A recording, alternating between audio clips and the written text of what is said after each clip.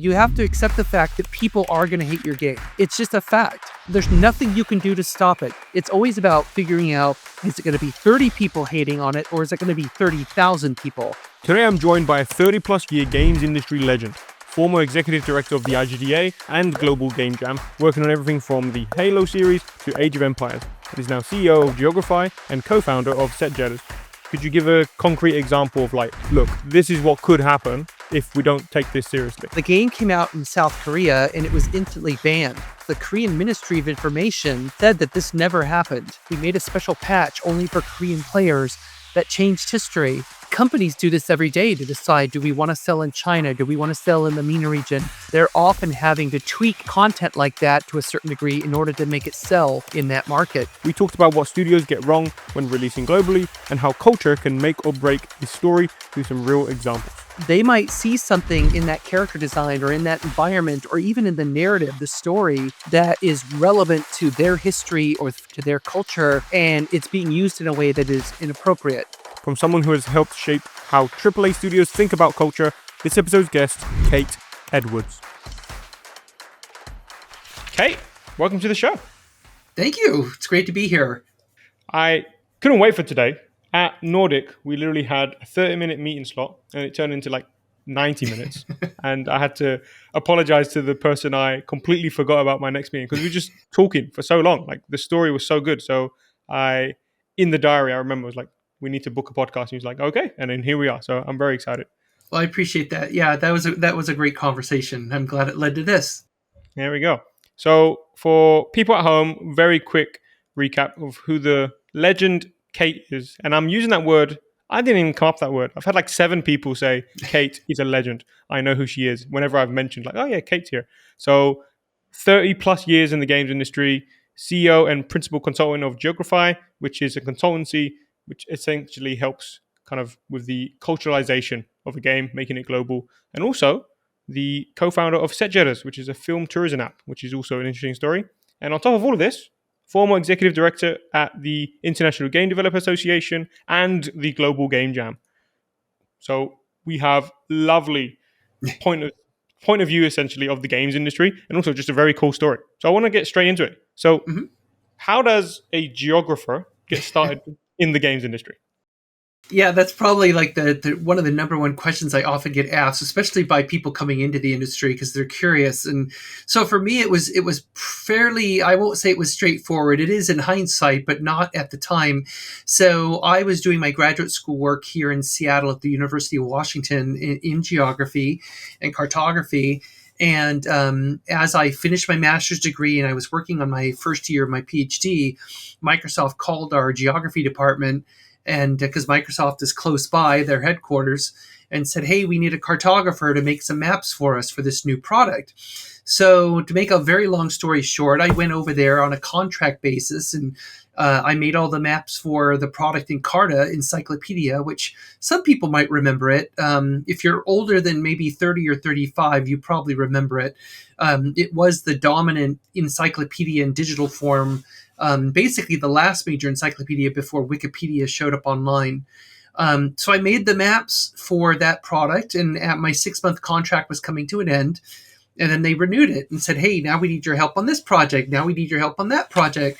So they kept extending it. And eventually that 6-month contract evolved into a 13-year career. And so as I was at the company doing this work and basically helping them not just with map making, but also with cultural sensitivities, geopolitical sensitivities, and other things, I started having games come to me as well with questions. So my very first video game was 1993 was Flight Sim 5.0, when they reached out to me and asked me some cartographic advice for Flight Simulator. And the rest was history. Then that whole job evolved into a lot more. I created an internal team at Microsoft called Geopolitical Strategy, and that basically formalized my work on all the games at Microsoft. And that's how I ended up getting into the game industry, to make a long story short. That's so cool. So when were you exclusively working in games? Can you paint that picture? Yeah, so at Microsoft, of course, my team that I created, we were working across every single Microsoft product. So Windows and Office and Internet Explorer and all of that stuff, including a lot of games too. But it was after I had the company went through a particular incident with one game that got us in a lot of trouble in the MENA region. And after that was resolved, this work, what I call geopolitical quality review at the time, became a formal process on every game that Microsoft created after that. And so we're talking all the Halos and Fables and Age of Empires and all that stuff that I worked on back then. And so when I decided to leave the company in 2005, I made the conscious decision that I wanted to work on games. There's a lot of things I could work on, but I said I love games so much. I've been a gamer all my life. Pong was my first video game because that's how old I am. So I was just like, I want to do this work, but I want to do it on video games because I just had such a fantastic time. So when I left in 2005, I would pretty much say that was the mark when my work became, well, intentionally became exclusive to games, even though ever since then, 20 years ago, at any given time, about 10 or 20% of my work is not games related at all. It's still kind of hardcore geopolitical and cartographic consulting. I can imagine a lot of people, me included, when I first heard this.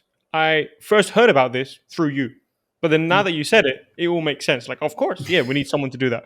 But it's not something that is conscious in the mind. And I imagine, especially with your clients, it's probably a similar story. So when you started this process, like, what is the common things we're fixing here? Like, could you bring people up to speed?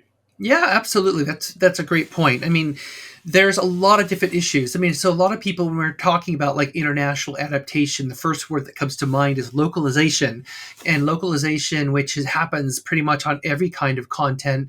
That typically means language translation, because most people who work in localization are translators or they have some translation background, and of course that's extremely important because we want the text in the games and any other content, we want it to be legible in other languages. That's kind of a no-brainer. But what a lot of people don't think about is what about all the other content? Because text is only one dimension of the product. What about the icon design? What about the color usage? What about in a game, you've got all these different elements, the character design, the environment design. A lot of games tend to lean into influences from real world cultures. Like if they're making a fantasy world, they'll make a certain culture within the fantasy world that emulates a real world culture.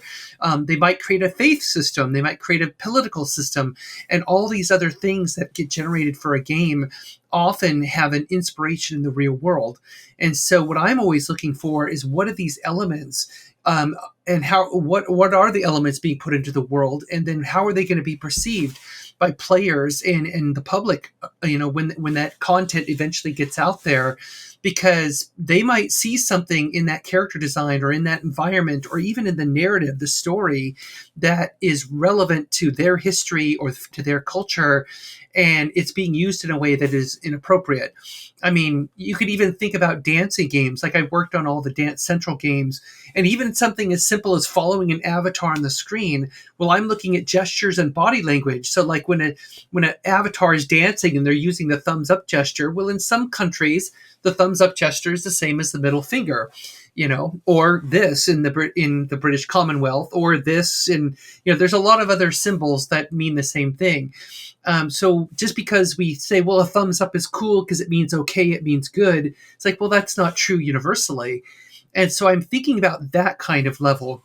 What are all those kind of subtle cues, whether it's historical, religious, political, human representation, all of these things that can influence how people perceive the work that we're doing?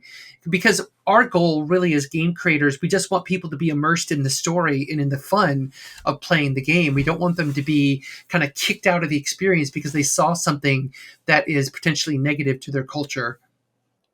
I'm trying to build a game, let's say, it's for a global audience. And I hear you, but I'm just still, it's just, I've not internalized what you're saying. Like, could you give a concrete example of like, look, this is what could happen if we don't take this seriously? Yeah, absolutely. I mean, here's an example from the early days of Age of Empires. We had a scenario that was put into the game, which is, the Age of Empires is based on real history. So they take these battles or these big scenarios and they kind of generalize them a bit and put them into the game. So when Age of Empires, in the early version of Age of Empires, we had a scenario that involved Japan and Korea.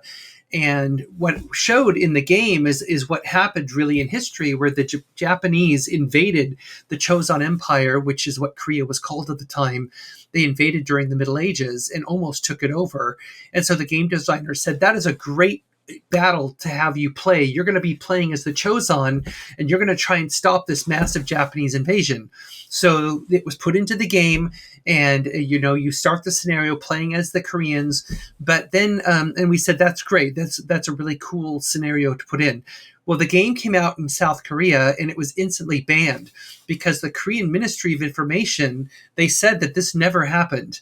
And from their perspective, from their cultural historical perspective, Japan never had a massive invasion like that. That's not what their history books teach them, even though all the history books outside of Korea say that it did happen. So what are we supposed to do? That's a good example where Microsoft at the time was trying to grow its games business, and it was very important to have Korea as a market, because we know from market research back then and even today, South Korea is a huge gaming market. It's a massive a market for all kinds of games, but especially real-time strategy games like Age of Empires and like StarCraft and other games of that genre. So the only way we could release the game in Korea was to change that scenario. We couldn't take it out of the game because it was too late in production. It would have messed up a bunch of other things. The only thing we did, and there was a difficult decision, is we made a special patch only for Korean players that changed history. So now, instead of Japan invading Korea, Korea actually invades Japan, which to our knowledge never happened back in that era. So, as you can imagine, that created some debate about ethics and the truth that we're presenting in the game. But that's part of the cost of making a business decision. If you want to sell into a specific market, you might have to make a really difficult decision like this. And I mean, companies do this every day to decide: do we want to sell in China? Do we want to sell in the MENA region? They're often having to tweak content like that to a certain degree in order to make it sell in that market. And that's what culturalization is all about, is thinking about, are there certain dimensions of the content that might be problematic, and do we need to change it or not change it? I mean, the team could have easily said, we're not going to do this, and I would have stood behind them, because it is creative art, it is self-expression, but it's also a business. So you're trying to generate more revenue off of your game. And they also knew that for long-term benefit, that you really needed to get into South Korea. So that's why they had to make that decision. For sure. And it's also not game isolated, right? Because it's not like you're quote unquote pissing off someone, like the players only. It's like also the government. And Yeah. if you want more games in the future there, I'm guessing you want to have a good relationship with that government. So it's a bit, it's like, I don't know how else to say it, but like it's more than just pushing copies of an individual game. Absolutely. I mean, it's really about establishing a relationship with that particular culture, because you are a content producer. You are producing creative content that you want people to enjoy as much as possible. And so and over time, like every major creative media form knows, you create a relationship with the fans. You create a relationship, not just the fans of that particular IP, but with the fans who are based in different countries. And so you do kind of form that relationship. And so when you violate that relationship by doing something that is potentially culturally offensive or politically offensive to that market, even though it's unintentional, because almost all the time, all of these mistakes are unintentional. They're just mistakes that people did not do the work to figure out whether or not this is going to be a problem. But it's unintentional, and yet it's taken as intentional. From that market, their perspective is that you did this to us on purpose. We want to know why, because we've been such great fans of your game or of your work. So why are you picking on us like this? And that is often the characterization that the local market has, whether it's the fans, whether it's the players, or it's the government. And obviously, you have to maintain good relations with the government because they control whether or not you can distribute your game in their market. So you really have to do a certain degree of relationship building, with the government, especially if you're a larger company, to make sure that you're not going to run into problems. Yeah, for sure. A bit of a tactical question here. If I'm an indie developer, should I even think about this? Because you said these are all technically mistakes. So Mm. I'm an indie developer, I'm making a game. Should I be proactively checking these things? Is this like a final check I'm doing at the end of the game creation process? But then you said it was like, oh, it could have been too late, so they had to do Yeah. patches. It's like, when do I start to think about this? Well, my advice to all game creators, whether you're an indie or AAA or anything in between, you got to think about it early because, and this is a big difference between localization and culturalization, because typically with localization, you have to wait until the content is mostly complete, which, we know in most games it never truly is complete, but we get close enough to complete because they don't want to do a translation of the text unless it's done. If the text is going to keep changing, then they have to keep redoing their work. So they have to wait till oftentimes later in the product development cycle. Whereas with culturalization, so many of the issues that I deal with can be fundamentally taken care of way early. So oftentimes the best case scenario is when I come in on a project during the concept phase and I'm looking at the early version of the script, I'm looking at the early concept art, and I can help them navigate very easily and quickly at that stage. I wouldn't do that if you're planning to release in this market. I wouldn't try this if you want to release over here. I can give that advice. And of course, at that stage, it's very easy to fix and it costs almost nothing. But if you don't think about it early and you go into production and you start creating all these content assets and building your world out, it's going to get a lot harder and a lot more expensive to fix it as you go along. So I would say, even as an indie developer, you may not have all the resources that a AAA company has to do all of this kind of work, but you can still ask those questions. You can still kind of look at it through that lens and say, how are people outside of my own experience going to perceive this? And just even if you just think about it, that's half the battle, is being aware that this is a potential dimension. But the last thing I would say is basically, you do have the ability, even as an indie developer, to check some of this stuff. You could go to universities, ask professors who are, professors of a certain region or specific culture, just put their name in the credits as an advisor or consultant. Oftentimes that's all they're asking for. Perfect. Ah, very nice, very tactical advice. Okay, I want to. I was going to say go heavy, but yeah, just go. I don't know, deep, like because you were executive director of the IGDA, Global Game Jam. You've seen a lot of games, and you've been in the industry for a ridiculous amount of time, 32 plus years. So you said something at Nordic Game which stuck with me. It's like, we're not only living in a kind of polarized world politically, it's also socially. Like, there's just, that's grown. And I'm guessing you've also seen that transition happen yourself, like Yes. firsthand. So it's a very open question. Like, how do you feel about like the current state of the industry, like relative to before, and like what should people take into account that maybe they didn't have to before? Yeah, I mean that's a great question. I mean, it is a challenge because, I mean, I have seen this industry really kind of grow up. I mean, because it's really come into its own over the last 30 plus years, and how it has evolved into the largest form of entertainment on earth, which still a lot of people, even some people in this industry, don't realize how massive games are on a global scale. It's just tremendous. I mean, we surpassed film and music long time ago as far as the amount of money we make, the amount of attention we get. All the attention, of course, is on them because movie stars and all that kind of stuff, and BAFTA awards and the Oscars and all the glamour. But honestly, we've quietly become this massive media powerhouse that's sort of taken over all the screens of anybody under 30 years old. So, but a lot of people who are older as well. And I think the real challenge today, of course, is, and this is where I'm going to sound like an old person yelling at a cloud, because I guess I am a little bit. Social media has completely disrupted the whole space. There are a lot of benefits to social media. I'm not going to completely, diss it. I can see the benefits of it, especially like corporate accountability. Tweeting at a company saying, "Hey, you messed up here. You need to fix this."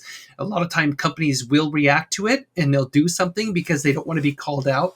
So I think there's certain mechanisms that are positive, but for the most part, it has really kind of weaponized opinions in a way that has become really problematic for a lot of creative media, not just games, but any creative media, film, television, you name it. They have to deal with a certain amount of backlash that builds even before the media even releases. They're already dealing with it. So I mean, with that has probably been one of the major changes to the whole dynamic of creation, because you used to just basically be heads down, create your game, and then release it to the world and kind of see what happens and get reactions. But now, especially when you go into the indie space, but it also happens at AAA. You want people to be excited about your game, so you're releasing images, you're releasing videos, you're kind of showing them, giving them hints, saying, "Hey, look, here's what's coming. It's really cool." And yet, right from immediately you start getting backlash. It's like, "I don't like it that way. I'm not playing this game." I mean, for example, I worked on Indiana Jones and the Great Circle. Fantastic project to work on. I loved working on that game. It's gotten tremendous amount of accolades and awards. It won Game of the Year at Nordic Game, among others. And yet I remember when they did the very first reveal in early 2024 of the gameplay, there were two reactions on social media that were super negative. "It's not on PS5. I'm not playing it." Well, it is now. As of April 2025, it came out. But the other complaint said, "It's not third person. It's a first person game. I'm not playing this. And you shouldn't play it either. Here's why you shouldn't play it, because it's first person." And just like, why all this anger? Why all this angst and anxiety? Why judge the game just because it doesn't look like Uncharted, it doesn't look like Tomb Raider, even though both of those games are based on the legacy of Indiana Jones? Why not give it a chance? Machine Games has done a tremendous amount of work, great work with like their Wolfenstein series, doing first person, hand to hand and fighting and all that. And so give it a chance. And of course, once the game came out and people had a chance to play it, they're like, "Oh my God, I love this game so much." And all of the complaints about not being third person just kind of went away, because they saw that, give it a chance, play the game. So I'm just kind of like, why do we need all this cloud of anger and hatred about something? Just wait until it comes out and try it. And to me, that whole dynamic, that wasn't even as bad, I would say, 10 years ago as it is now. And I know it's frustrating to a lot of people in creative media, but especially in the game industry. I've actually seen this firsthand. So the way I found out about game news is YouTube feed, just like my natural YouTube feed. And there's kind of this new style of content, which are basically news channels. I'm not going to name examples, but 95% of it is just hating. It's like, for example, very good example, Snow White. Oh my Yeah. God. Like, that movie had someone reacting to the Snow White trailer for like 2 straight years and every single update about that. And I'm not saying it was a good movie or a bad movie. I haven't seen it. But like, it paid to shit on that movie. Like, it was just so much attention got you that. And then I see the same thing with any remotely controversial thing. Like, for example, I understand it with GTA 6, game of the decade. There's loads of stuff to talk about.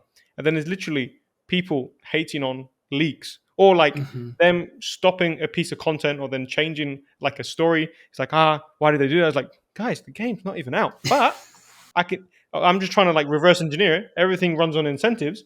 People pay attention to it. So people are going to keep making content. And that wasn't the case before. And then some of this content, millions of views, even if it's like a 2-minute clip. Like, for example, I didn't go watch Snow White because every single day it's like, oh my God, like, so much. And then when I was very curious because I of course watched those videos because why not? It's just recommended all the time. And then when I check on IMDb, it was just basically like, this was a mediocre film. That's my result of what it was. So it wasn't as bad as all the hate, but I mean, I just get this every day. I didn't go and watch it. Maybe I'm not in the market for it or anything, but all this to say, it's just this constant barrage of, I don't know if hate's the right word, but like that commentary style of content, at least on Yeah. YouTube. It's definitely, I've seen it happen over the last couple of years.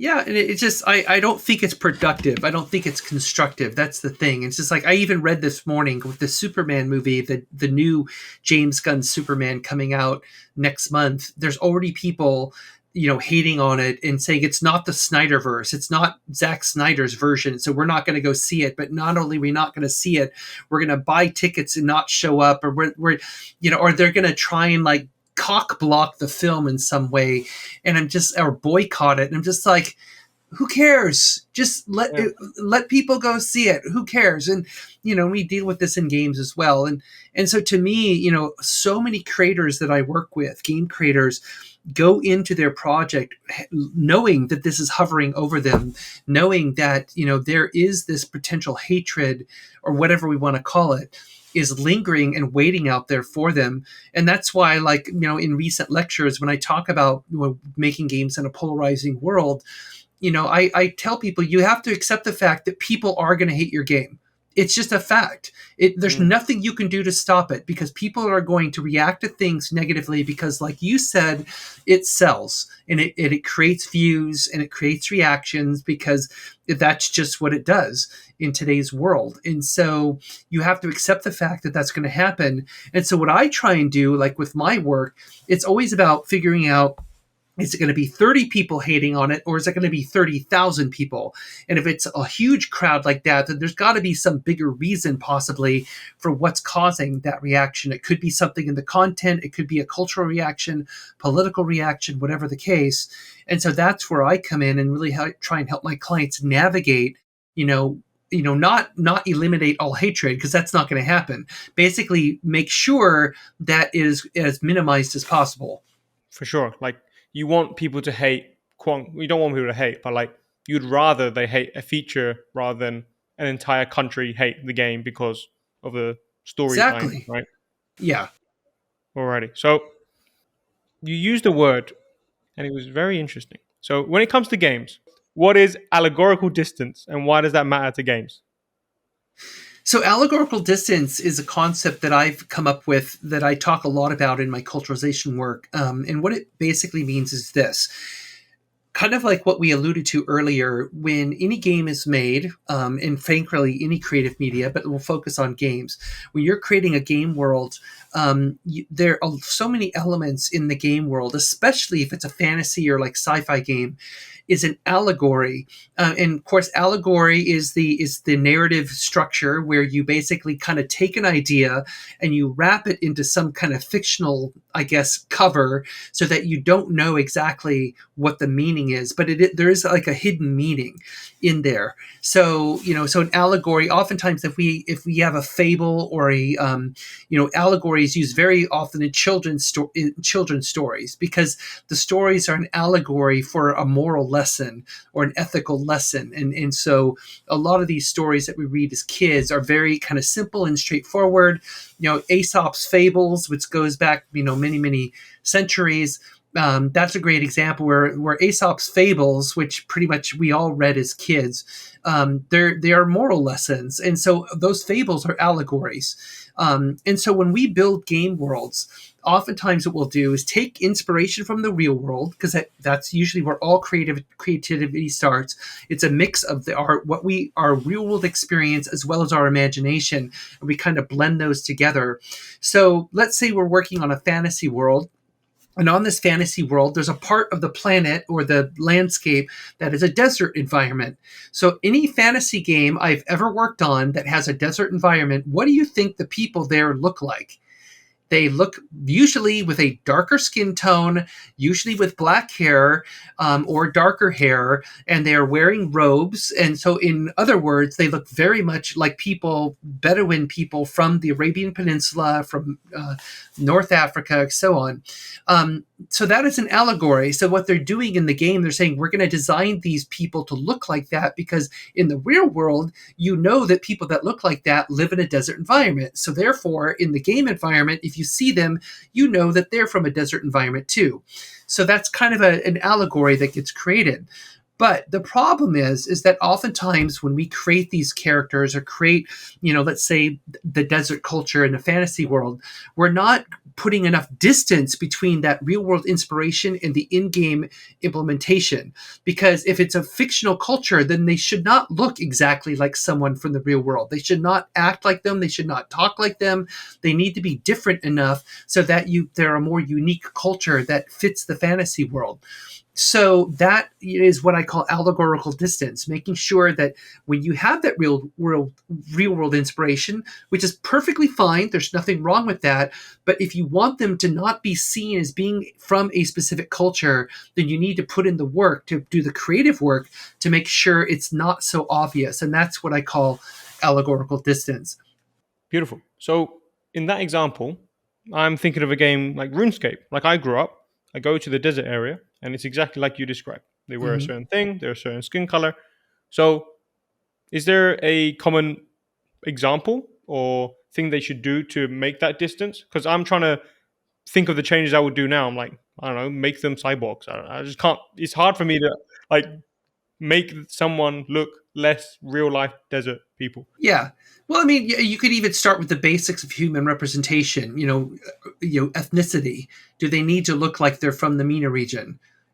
Probably not. Maybe there's other reasons. There could be other logic built into the world for why they don't look that way. Maybe they're a different race. Maybe they're a different species. Something like that. If you looked at something like Dune, both the books as well as the recent films, Dune is a good example where clearly Frank Herbert, and he said so in interviews before he passed away, that the Fremen are an allegory. They are an allegory for the people of the Middle East, messianic. Because a lot of at least three of the major world religions had messiahs that came from that region. Muhammad, Moses, Jesus, so he was basically doing an allegory for how those people of that kind of an environment, find their Messiah or elevate a person to be their Messiah. And of course, the representation, as you see in the films, both the film in the 80s as well as the recent films, they definitely, because Frank Herbert intentionally saw the Fremen as an evolution of the people of that region, but an evolution of it's thousands of years in the future, a long, long time on a completely different planet. And so when they did the designs for the film, obviously there's a lot of elements that they are wearing that kind of emulate like Bedouin people, for example, with the robes and the head covering and all that. But then what do they have? They have one item that is so unique that makes them completely different. They have a still suit. They have a piece of technology that recovers their water and moisture that is so critical to their survival. So that having that one fictional element instantly makes them different. Yeah, they may have robes that they wear over the still suit, but the fact that they have to wear this still suit that keeps them alive on this particular planet and environment is one element that basically creates a lot of allegorical distance right away, because you don't see people in desert regions in our world wearing anything like that. Yeah, so I was kind of halfway, make them a bit more techy, I guess, but that's a very good example, right? It's so different. Yeah, I love it. Sweet. So I have a question. I don't know if this is controversial, but how could you make a game more inclusive but avoid being kind of generic and everything to everyone?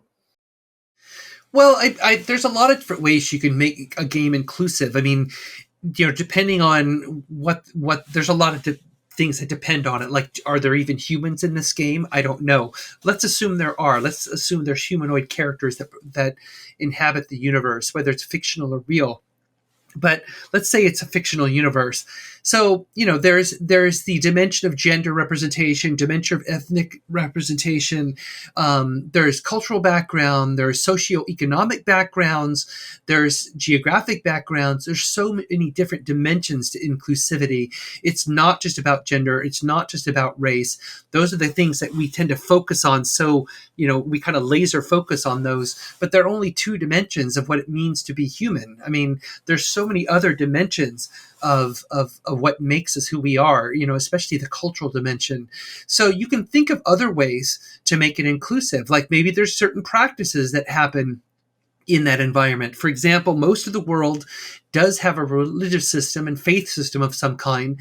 So maybe, rather than making them sort of generically non-religious or non-faith, maybe there is a faith system that people follow in that world, or maybe there's a couple of different faith systems that people follow similar to our world. That is one way you can make it inclusive. So you're basically being inclusive of people who follow a faith and people who don't. That's one level of inclusivity, for example. There could be a lot of other things like that, different kind of practices, gestures they use, different objects in the environment that they use or don't use. So there's a lot of different ways we can think about inclusivity. And obviously, if we want to focus on gender and ethnicity, that's important too. But then let's say you have non-human characters in the environment. So what does gender mean to them? What does ethnicity mean? Is there even a different ethnicity in that species or not? And it's interesting how even that concept has evolved in certain media. Like if you look at Star Trek, great example how in the original show, a lot of people complained because the Klingons in the original Star Trek show in the 1960s looked kind of like Hispanic people, with kind of the mustaches and everything they were wearing. But then you fast forward into Star Trek: The Next Generation, and that show was a lot different in the 80s and 90s, where they basically introduced races within species. So now Klingons, you had like white Klingons, you had black Klingons, the Romulans had white Romulans and Asian Romulans. And so they kind of introduced the idea that there is differentiation within a particular species, whereas before it just wasn't the case. And so, people were not really complaining about that. They actually thought that was really cool because that kind of added a certain depth to the inclusivity of that universe in a way that people just didn't think about before. So a lot of times it could be subtle, but sometimes it could be more blatant. It just depends on what your goals are. I'm hoping you've seen this movie because for me, this was a movie I watched where I thought they went a bit too far. They didn't make enough allegorical distance. Do you know the film Bright? Will Smith was in it. Yes, I know of the film. I did not see it though. Oh, okay. So, yeah, with that film, essentially, I don't know how else to say, the orcs. Yeah, There wasn't enough allegorical distance in my head from orcs and like what the culture of African Americans in America. It was just like everything was the same, and there was some commentary when it came out. It was like there wasn't kind of enough difference. And like the elves were all look one way, fairies all look one way, and yeah. then yeah, but we haven't seen the film, so we can't. I don't want to go Well, into I know detail. the premise though, but Yeah. yeah, I get what you're saying though, because I definitely know the premise. So yeah, and that happens. I mean, I can give you a quick example from Dragon Age, because I've worked on all the Dragon Age games, and in the original game, one of the species one of the races that is in the game are the Dalish elves, and the Dalish elves were designed to be an allegory for immigrants into the United States. And so this is, being made by BioWare, which is a Canadian company, and the narrative designers purposely decided to use the elves as an allegory to talk about and to kind of show in the fictional world of Dragon Age, how do we treat immigrants and how do we treat the other that comes into our society?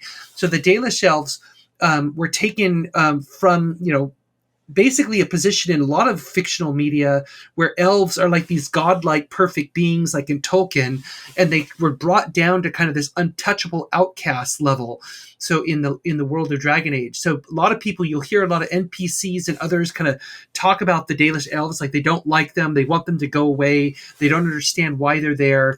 And of course, from the Dalish elves' perspective, they're trying to recover their homeland, which these people have taken over. So, of course, there's also an undercurrent of indigenous displacement that is also part of the allegory.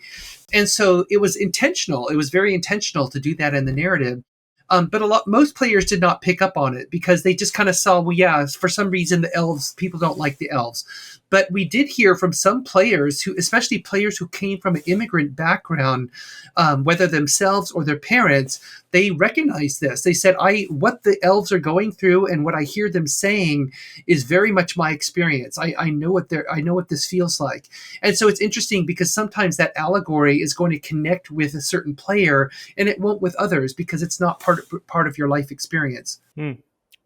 While you were reading that, I brought up a Reddit page, and I literally just saw 7 people have your realization. Like there was one person who was like, he did it in italics: historical awareness of colonialism intensifies. But then everyone else is talking about, why don't the elves just do X? And then people are like discussing, oh, this is why and this is why. And I can tell, like, some people can tell and some people can't. So just so I got that right, would you say this is like a good example? Because from my head, it empathized with the people who kind of connected with that without, quote unquote, alienating. Or this is one way one of those YouTubers put it, where it's like the message, it's not trying to Yeah. force it. Would you say this is, I guess, painting a Yeah. like a good line? Yeah.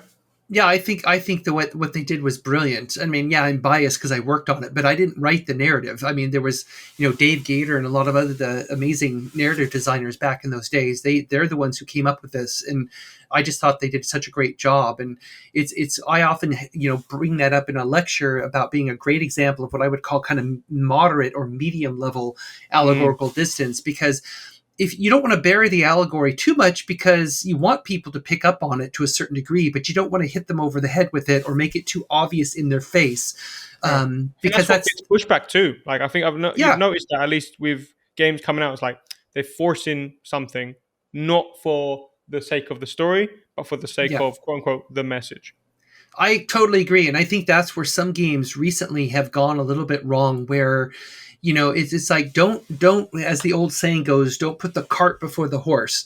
You want to make sure that there's nothing wrong with using allegory. There's nothing wrong with taking that approach, whether it's an allegory about gender representation or whatever it might be, but you have to make sure, does it serve the narrative, does it serve the player experience more than anything.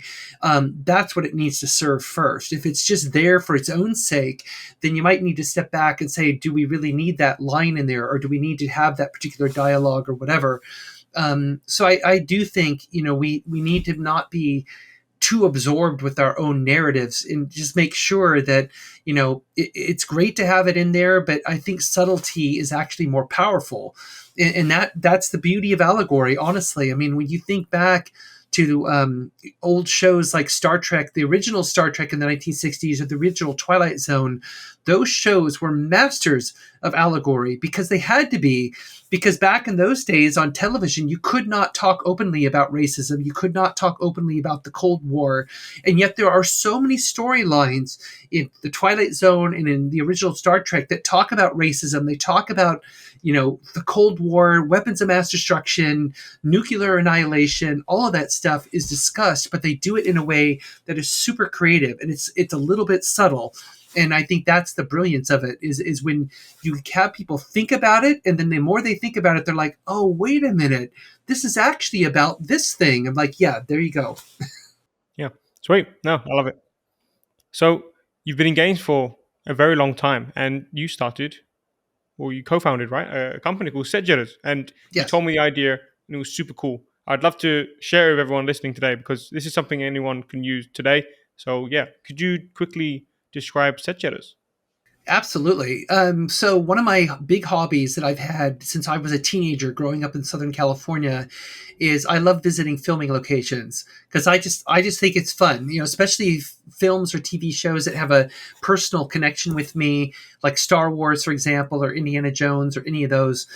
It's magical to me to be able to go to the filming location and think about, like, this is the place. This is the very place where they captured that shot that was so emotional or so cool.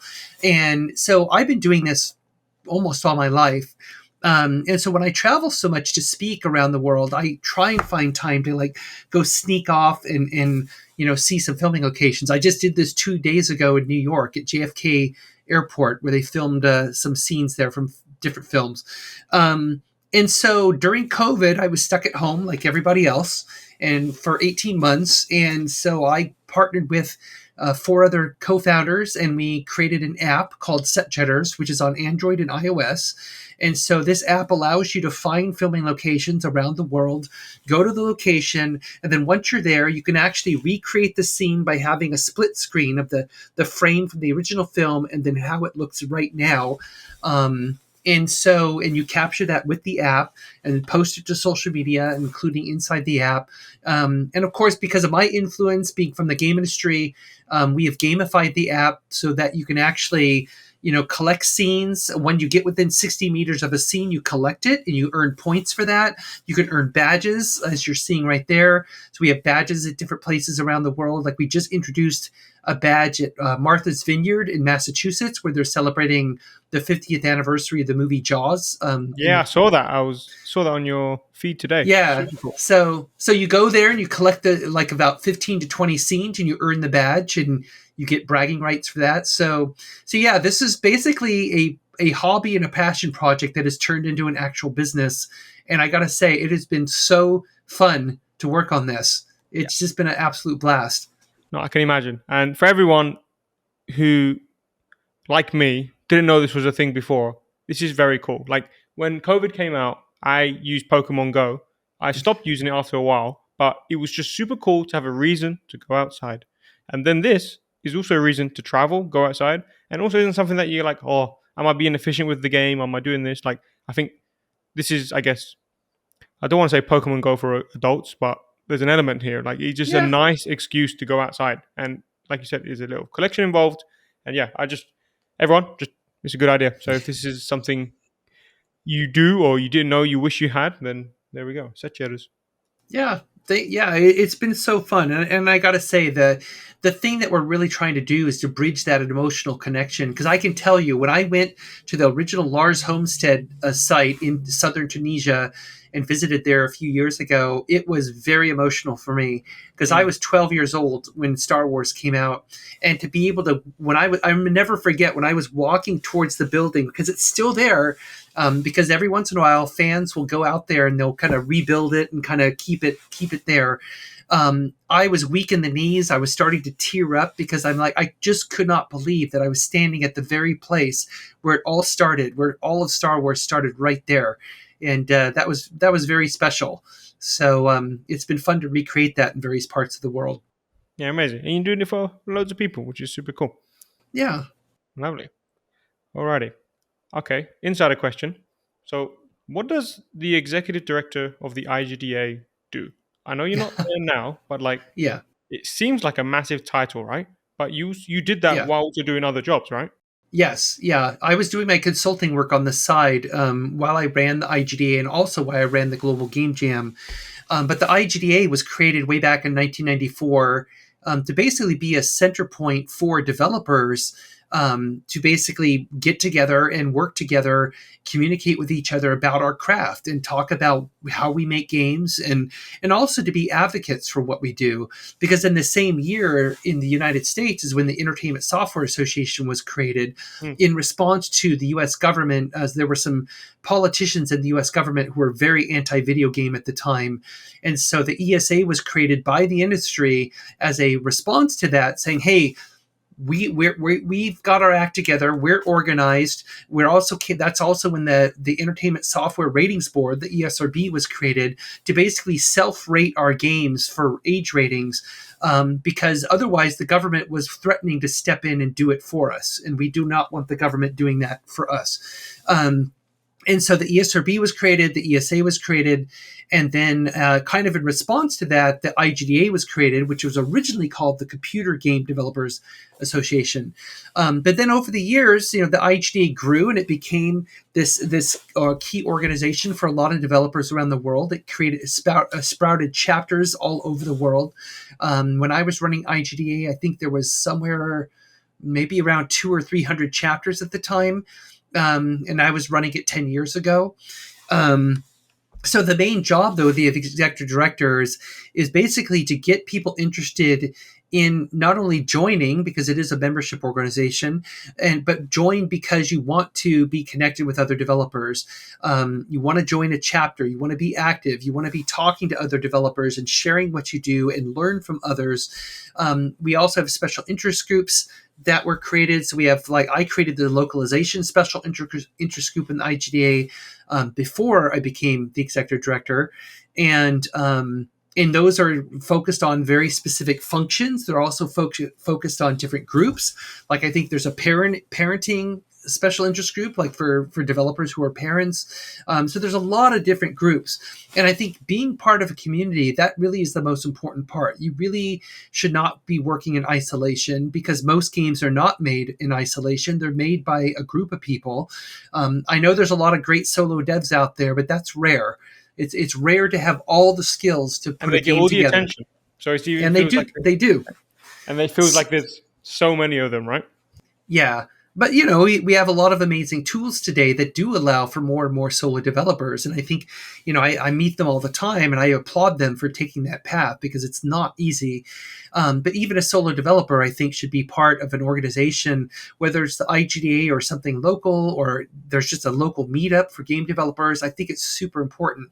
But the other main job of the executive director, and what I was doing very frequently, was being vocal about issues that affect game developers, like crunch time, mental health, all of these kinds of things. And so being vocal also get you a certain level of response, whether you want it or not. And so, like, my challenge when I ran the IGDA is that I was running it during Gamergate, when Gamergate was a huge, online issue going on, the big misogyny campaign. And so because I spoke out against them, I became one of their primary targets. So yeah, that added a lot of challenge to the job, but Can imagine, yeah. but I was able to push through that. Yeah, because that was 2014. So you can Yeah. imagine, if it was bad then, how bad it was. Because it's Oh like, yeah. yeah. I want to take it to the game maker listening now. So you were looking at also the Global Game Jam, and also I'd imagine at IGDA you're also looking at a lot of games. Some will Mm. succeed, some don't. So what's the secret sauce? When you see all the games that did well, like, do you see anything in common? Any patterns? Well, I mean, if I knew the true secret sauce, I'd probably be retired and living on a private island. But No, you wouldn't, because then you wouldn't set jet. well, it's true. Yeah, that's true. Well, my private jet would take me there. Wait. But I think that the thing is that because there's so many games today, there's so many games. It's the biggest complaint we hear from both, from pretty much everybody in the game industry. It's about discovery. How do you get discovered? How do people find your game on Steam? How do they find it on an app store? It feels like it's almost impossible. And of course, as many people have said, with far greater skill than me, especially all those amazing community managers out there, it's the skill of building a community, because it's not just about building a game, it's about building a fandom around your game, and building fans who like the kind of game you're making, who appreciate what you're doing. They like the theme, they think the game is fun. But honestly, when it comes down to it, it's really about, is the game playable? And by playable, I mean not just like, can I pick up a controller and move through it? How fun is it to play this game? Is it compelling to play this game? And I think that to me is often a sign of a good game, is that I am compelled to keep playing, because I get asked to look at a lot of games. I just did, for example, the judging for the Games for Change Awards, which are coming up soon. I get asked to judge a lot of game contests. And so I do play a lot of games. I visit a lot of conferences and play a lot of games. And it's all about being compelled. It's like, does this game make me want to play more? I don't care what the art style is. I don't care what the genre is. I don't care about any of that. What I care about is it drawing me in? Is it giving me a reason to not put the controller down? And that's to me is like the factor. And now I realize that's not a lot to go on, but that, for me, what compels me is going to be different from somebody else. And that's the beauty of our individuality as game players. For example, I know for a fact that what I tend to play a lot of first person shooter type games just because I enjoy that genre, but I also love discovery games. I love open world discovery. Like Breath of the Wild and Tears of the Kingdom are just phenomenal for that. They were so well designed because they knew exactly what people like me are going to do. They're going to pick a distant mountain, head towards it, and then eventually you're going to hit stuff in the environment and come across it and experience things. And I love that. I love that kind of game. And so there is a case where because of the open world format, I'm compelled to explore, and I love exploring, and I'm just going to keep going and going and going. And so that's what it is for me. It's that being compelled to play and being compelled to experience more. And again, it's really not about the genre or any of those other details for me. Yeah. No, I echo a lot of the same thoughts. Like funny enough, I don't know if you've seen this. Maybe you're the other version of me when it comes to like reviewing games, but every time I review a game, they say no one's ever given us feedback before. I'm like, what do you mean? Like, why is no one giving feedback for the game? And the main thing I used to harp on was like, I'd imagine myself as a person who's like, all right, I'm the day one retention cohort. Will I play this for more than one day? And I was like, no, because this takes too much time to figure out, or this is like the word compel was such a good one. Like when I think of the games that I play more than one day, it's like, oh, I want to go back see what would happen, or I want to go and see this. And sometimes I saw a recent YouTube review for the game Dune. And they Yeah. were saying if you'd like survival games, then you're gonna love the game Dune. But he says if you want to have fun doing a certain feature, it will take you a good 20 hours. I'm like, whoa. So unless I've literally played other games before, if I like that style of play, I would have to play for 20 hours. Like, all right, so you'd lose me. And I think a lot of games who don't have, like, for example, he said it very well is that Dune IP might convert you into a survival player, or you're a survival Mm, player and you already enjoy it. But if you don't like survival players, you won't really like this game. And if you do like it, you yeah. enjoy it, and that's fine. And I found that a lot of games just assume that the person is going to come in and figure it out. It's like, no, like people have growing and growing Steam libraries, and a lot of Yeah. people, like me, will pick one or two games and just go back to it because I know it's going to be a good time and I know I can pick it up and stop. I don't want to have to Yeah. learn a new game. So yeah, Exactly. I mean, I do the same thing. It's like when I have time and I would just want to relax with a game, I play Halo multiplayer. That game's over 20 years old, but I still go back and play Halo. yeah, because I think it's just because I know it's going to be an okay time. I actually just realized I'm self um, analyzing myself. The only time I look for new games is when I have a flight. Because like, oh, I could like discover the game on the flight for a couple hours. But because that's the way I do it, then I'm only looking at mobile games. I'm like, okay, if I'm going to look at a mobile game, has to be one that's offline, and then I limit myself. Okay, Yeah. it has to be a roguelite because I don't want to start a game and then not come back to it and feel. And then I'm like, all right, I can only play those style of games. That's interesting.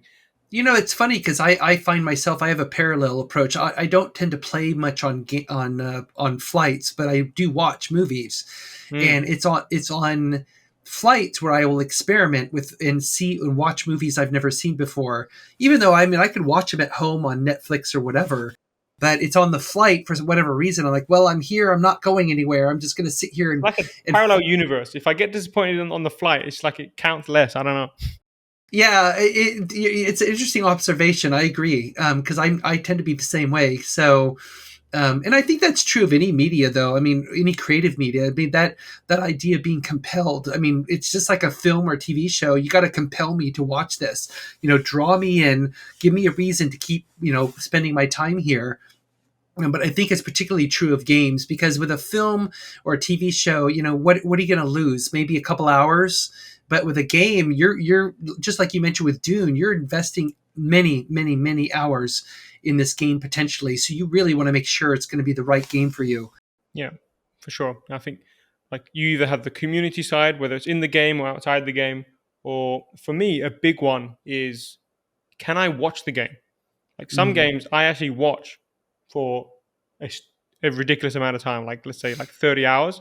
And then I'm like, all right, I should play this game. And then I play it for a stupid amount of time and watch at the same time. So anytime I don't feel like playing the game, I just watch the game. And I'm like, mm. I can watch, get better, and then come back and then try the thing new. But some games are just not built for YouTube. And I feel like, why?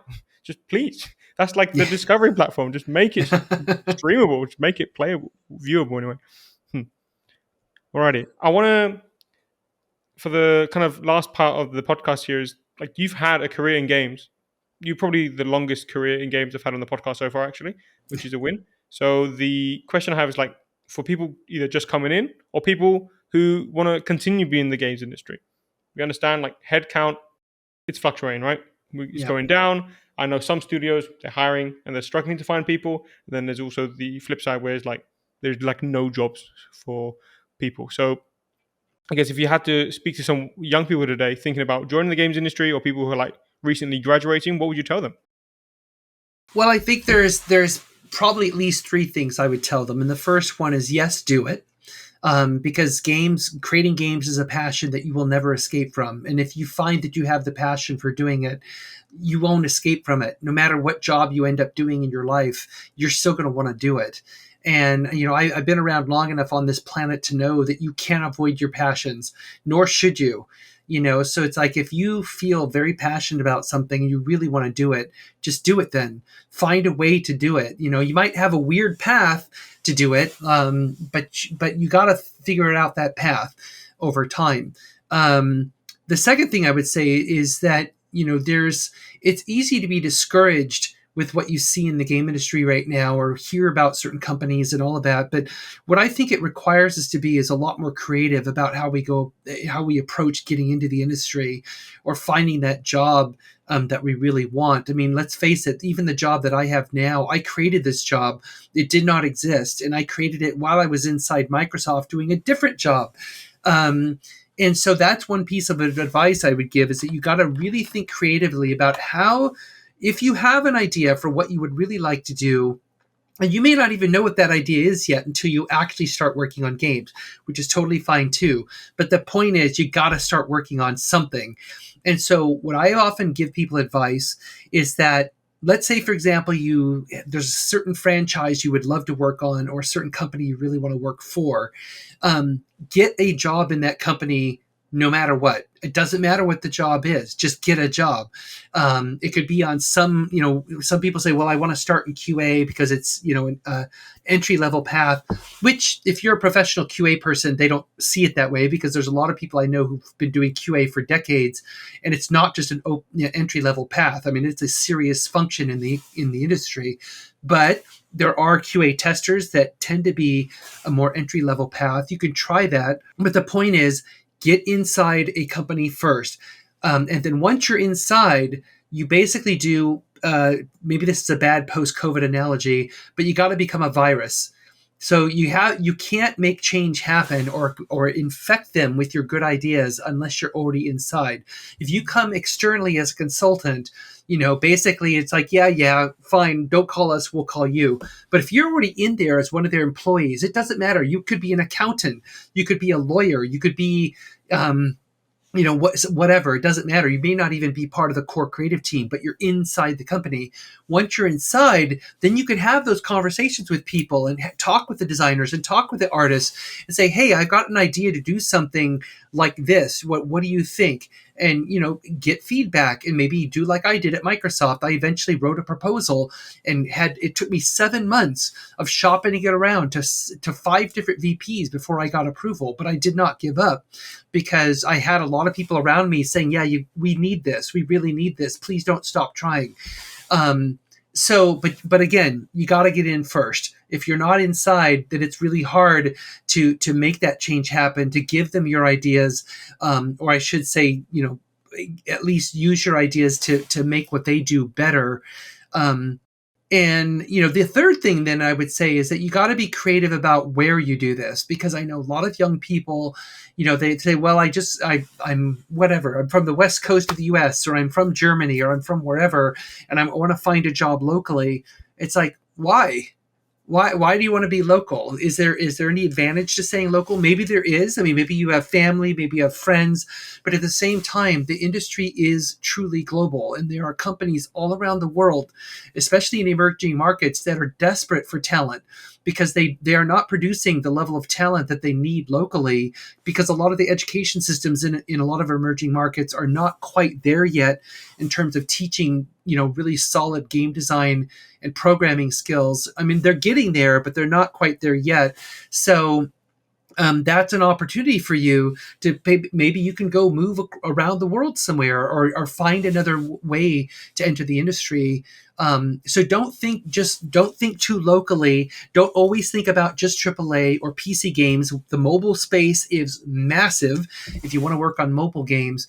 The point is, be flexible, be creative, and just find a way in.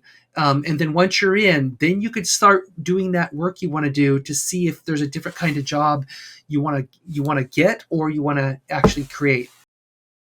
Beautiful advice. One thing I want to add is because I was the agency recruiter for a few studios hiring Unity developers. And a lot of people don't know there's a hidden job market. Like they know of it, but like practically what you can do is like a lot of studios will make a job for the right person. And a lot of studios right now aren't hiring as much. But trust me, if I said, hey, this person just came available, do you want to speak with them? They would say yes, and then they would hire this person, and no one would ever know. And because I done that firsthand like 4 times, because I've had a relationship with the hiring manager, Hmm. and they said, "Oh yeah, we actually are planning to hire a uni developer. Let's chat to him now." Oh, actually, he highlighted something we want them right now. So all that to backtrack. If you either currently have a job or don't have a job, just have conversations with people at studios, either through informational interviews. There's some nice resources where there's communities you can just literally join, and there's game professionals and also game kind of aspiring professionals. There's the Funsmith Club by Alexander Brazzi, and Amir Satvat has a spreadsheet which is constantly updated with mentors. Just getting conversation with people who work at a studio and then asking them like, what's the biggest challenge right now? Like a big one everyone asked me when I was listening to what you said, like you make your own job. Like everyone says, no one does documentation. If you just offered to like come into a studio, like I'm gonna fix everyone's documentation, and like I just want the minimum, I'm sure someone's gonna say yes, and that's gonna be one of the best ways to learn in my head. So yeah, definitely just get in Yeah. and like you say, be that positive virus, get those internal champions by just making other people's life easier, and then you just get fans. Happy days. Well, well, just to add to that, because you raised a great point, and you mentioned about networking and like being connected with recruiters, the networking part is crucial to the game industry. I mean, it's crucial to a lot of creative industries, but the game industry especially. It's like cold calling by sending a resume to a website. You're not going to get a job that way. You get a job by the relationships that you build with people. And I'll say this as somebody who is originally an introvert and it's a baseline introvert. I will tell you right now, because I'm faking extroversion right before your eyes, you can overcome it, because I meet so many people, especially young people coming to this industry, who are introverts like me. And I know it's tough. I know it's super tough to build those relationships and to reach out to people, because it's the last thing you want to do, but you have to do it. You have to find a way to push yourself. And even if you start on LinkedIn and like find people who do the job that you want to do or work for a company that you're interested in, reach out to them and don't ask them for a job, but ask them ask them questions about their work. Ask them, hey, I saw that you worked on this particular game. I love that game. I'm really curious. What process did you come up with to do this, this, and this? You ask them specific questions about their work, because I can tell you right now that pretty much anybody in this industry, if I get somebody asking me questions like that, I will answer those questions, because we love talking about our work. I mean, we're very excited about what we do. And I think it's going to be hard for them to turn it down. And just so your whole point is trying to develop sort of a conversation and rapport with them. And then maybe eventually, if you kind of have a good rapport going, maybe then you could ask, like, hey, I'm trying to do this, or I'd like to do this. Do you have any advice for me? Do you mind looking at my portfolio? I'm thinking about doing this kind of job. Do you know what kind of openings are like right now for that kind of job? Just general questions. But if you ask for a job right away, or before you have that rapport, it just shuts down the conversation, because we all get that all the time. People saying, hey, I need a job. Do you have a job for me? It's like, sorry. Yeah, it's a binary answer. You're not starting a conversation.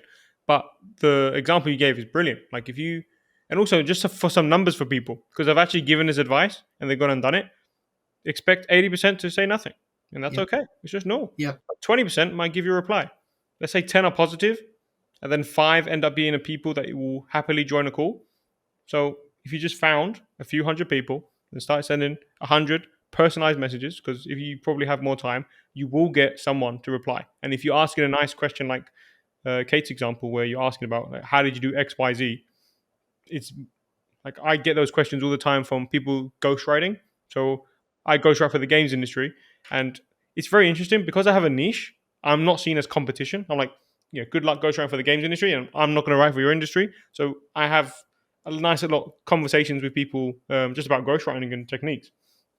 And just like you said, like I'm happily join a call, just tell them everything because I want people to succeed. And I think a lot of people are like that. I mean, Kate's Yeah. been in the industry for 30 plus years, all these titles. Then she would also answer those questions. I think, yeah, that explains it. Like, just go to my podcast, go to the people, and then just ask them.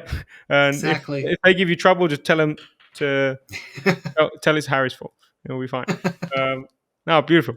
Maybe positioning now to people later in their career, because you've Mhm. managed to stay quote unquote relevant. I'll use the word. And there are some people who had a very long run, and then they're like, "Uh-oh, I have to dust out my CV again," and then they're struggling. Um, would you say anything differently to them?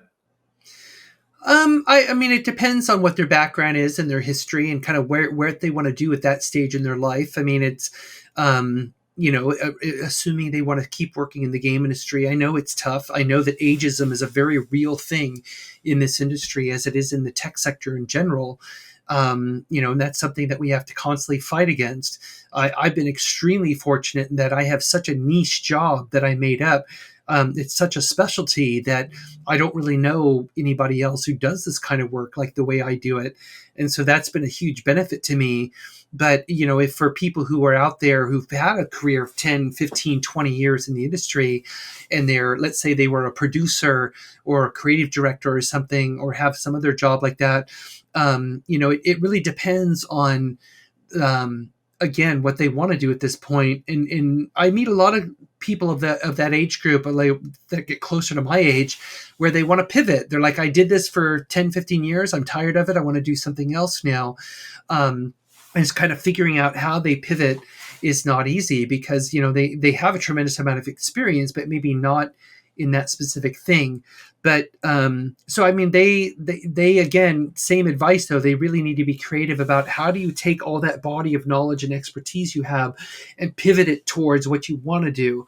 And that's the creative part. You really have to think hard about, how is this going to be applicable to this other kind of job that I want to do. And of course, if there's a skill gap, then you need to go back to school and get those skills. Do it on the side. I know it's hard because a lot of people who are older have families or partners or whatever the case may be, and so it's tougher. But a lot of people do that. They'll go back to school, they'll get another degree, or maybe just a certificate in programming or whatever the case may be. But you have to have that kind of attitude of lifelong learning, that your journey is never done. I love my work so much, because the more I do this work is the more I realize how big it is and how much I don't understand. But I love that. I love the fact that there's always something over the horizon, because I don't want to feel ever like I've figured it out. Oh no. Because then it's like, well, then why am I doing this anymore? I keep getting, now that I turned 60 this year, I get people ask me, so when are you going to retire? It's like, I'm not going to retire. I don't even know what that means. Like, well, you can travel the world. It's like, well, I already do that, so I don't need to retire to do that. I love what I do, and I can honestly say that. So I'm going to, like I tell people, I'm going to drop dead doing this work, and I'll be perfectly happy with that. Beautiful. Anything you feel like we haven't covered today that you would want to leave as a little message for people listening? Just one last message is this. I guess this is especially for the younger people. Talking about being introverts and all that kind of stuff. We'd also talked a lot about social media.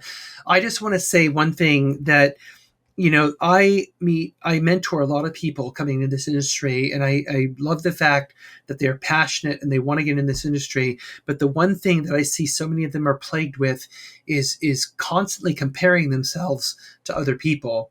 And this is where I'll interject the Mark Twain quote, where he wrote that comparison is the death of joy. And I love this quote, because if you really let that sink in, there's so much truth to that. And unfortunately, social media is designed for comparison. It's what it's best at. We see our friends posting, here's what I'm doing, or here's what I'm learning, or here's where I'm going. And, we want to celebrate that with them. But then it also causes people to go into a depression spiral, and it affects their mental health.